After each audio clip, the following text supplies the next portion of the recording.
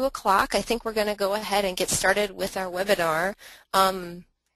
Hopefully everybody can hear me okay. If you can't, just type a little message into your box on the screen. But I'd like to welcome everybody to today's Art Libraries Society of North America webinar, Reaching Visual Art Students in the Classroom and Beyond.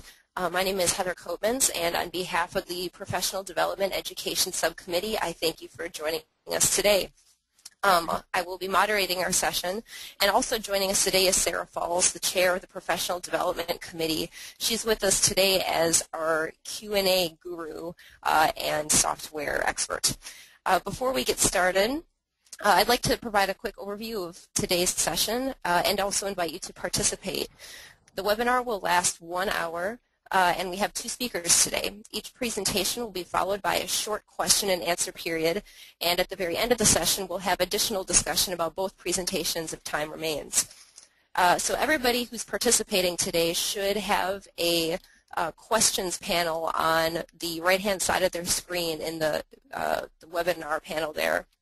All you have to do is just type your questions into the box, and Sarah will be collecting those, and when we get to the Q&A periods for each panelist, she'll give the presenters an opportunity to respond. So feel free to just enter your questions as we go along. You don't necessarily have to wait for the Q&A periods. And by the way, microphone access is turned off for everybody but the presenters and the moderators.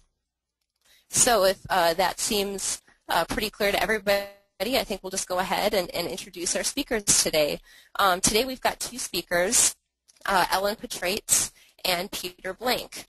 Ellen is the art reference librarian at the Fleet Library at the Rhode Island School of Design. Her presentation today is an encore session that she gave at the 2010 Arliss